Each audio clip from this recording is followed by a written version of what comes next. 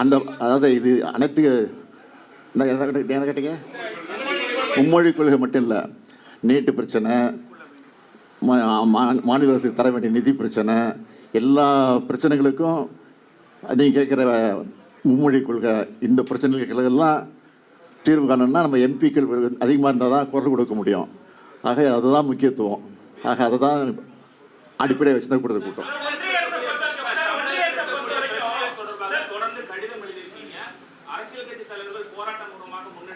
எதுக்கு?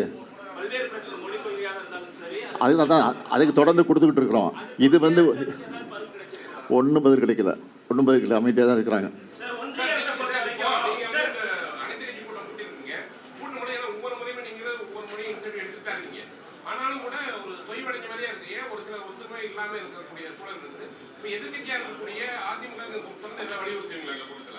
கூட அதிமுக வர போறாங்க, இதில் நிச்சயம் குரல் கொடுப்பாங்க, நம்பிக்கை எங்களுக்கு இருக்கு.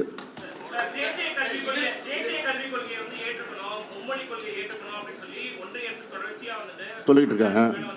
தமிழ்நாட்டை பொறுத்த வரைக்கும் யாரும் சொல்லணும், நிச்சயமா வித்துடுது. அதுக்கு நாங்கள் தயாராக இருக்கிறோம்.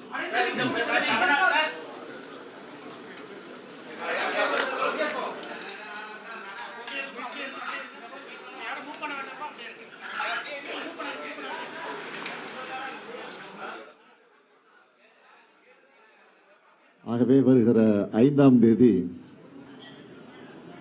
அனைத்து கட்சி கூட்டம்,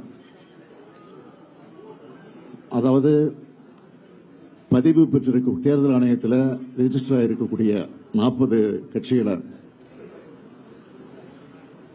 அழைக்க முடிவு செஞ்சு இன்றைக்கு நாங்கள் அவர்களுக்கெல்லாம் கடிதம் அனுப்ப போறோம். எதுக்குன்னு கேட்டீங்கன்னா, தொகுதி மறுசீரமைப்பு விஷயமா. ஏன்னா தொகுதி மறுசீரமைப்பு பேர்ல தென்னிந்தியாவுடைய தலைக்கு மேல ஒரு கத்திய தொங்கிக்கிட்டு இருக்கு. இப்போ எதுக்காக சொல்றேன்னா,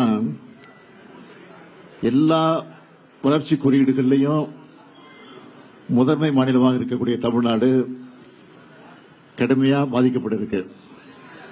இப்ப தமிழ்நாட்டில் மொத்தம் 39 தொகுதிகள் இருக்கு, நாடாளுமன்ற தொகுதிகள் 39 இருக்கு. இதை குறைக்கிற அபாயம் ஏற்பட்டிருக்கு. ஒன்றிய அரசு 2026ஆம் ஆண்டுல மக்களவை தொகையுடைய எண்ணிக்கையை மறுசீரமைப்பு செய்ய போறாங்க. பொதுவாக இதெல்லாம் மக்கள் தொகையை கணக்கிட்டு தான் செய்யப்படுது. மக்கள் தொகை கட்டுப்படுத்தல் என்பது இந்தியா நாட்டுடைய மிக முக்கியமான இலக்கு.